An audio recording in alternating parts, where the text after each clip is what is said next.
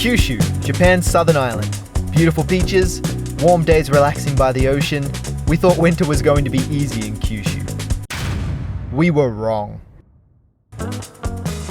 As you saw in our last video, we drove all the way to Kyushu chasing warmer weather. And compared to Hokkaido and northern Japan right now, I guess you could say we made the right choice. Our first destination in Kyushu was Beppu. The second destination was Mount Aso, Japan's biggest and most active volcano.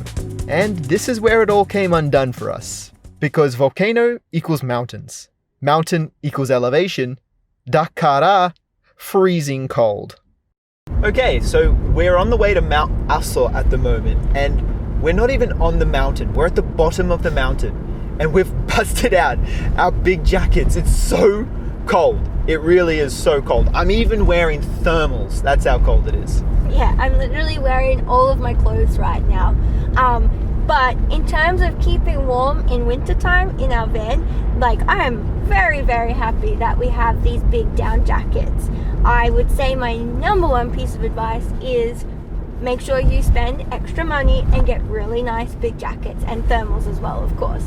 So, good quality warm clothes is number one, but we've also got some other things to help us keep warm at night, and we'll show you the rest when we get to the campsite for tonight. But for now, we've just spotted some signs for a castle ruin. We haven't seen anything like that in Japan before, so we thought, we'd make the most of the day and just quickly check it out. So let's go.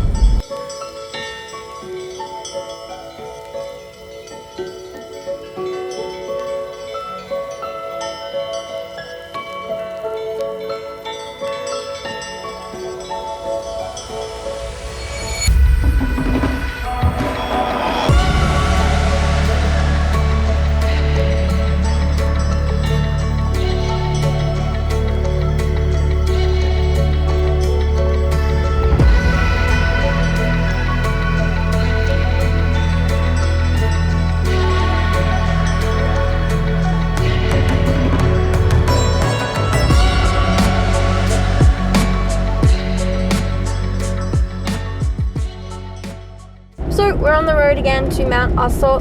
The castle ruins were really interesting, but we could also see the mountains that we're going up from the ruins.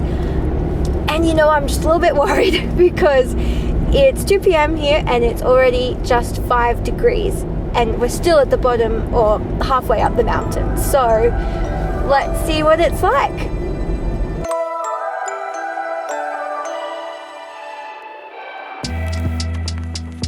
As we arrived at the top of the volcano, we discovered that the peaks had seen their first snow for the season. So we very quickly chucked on our beanies, scarves and gloves before hopping out into the cold at the crater.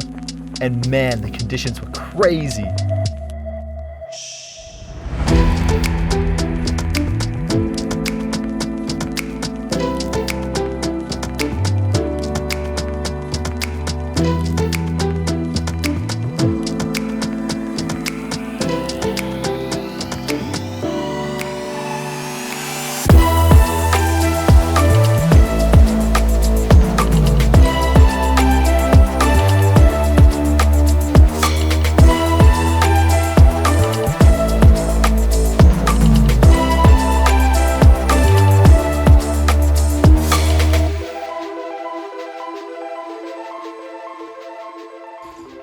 I thought it was going to explode in my hands. It's good. Explode hot deliciousness. Mm. Right behind you is a volcano. Yeah. Yeah.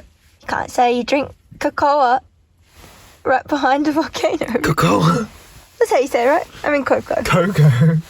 Pretty cool.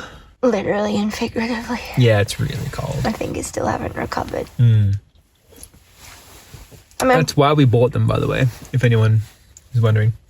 We literally bought these just to wrap our hands around them. Very effective. So after trying to get a little warm again, we headed back down the mountain to go to our hopefully slightly less cold free camp for the night.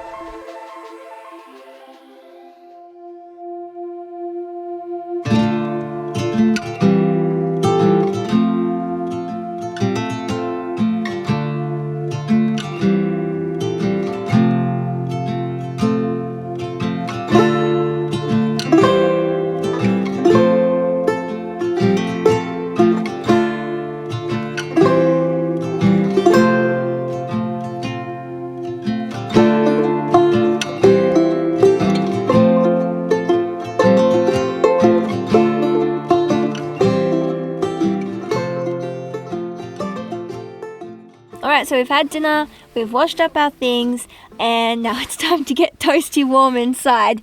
It's all of 6 p.m. because, as we said in our night routine video, as it gets further into winter, the days are getting shorter and we've got to eat really early. But that kind of works because one thing we do to keep warm at night is to make sure that we get inside if we can, as early as possible, and draw all of these blinds that we have to hopefully keep some of the cold out. It would be nice, we've seen other people at the rest stops have actual like reflective stuff smack bang on their window to keep out more of the cold. It would be nice if we had that too, but we really do actually feel a difference when we draw the blinds versus when we don't. Then the second thing is we have brought out our sleeping bags.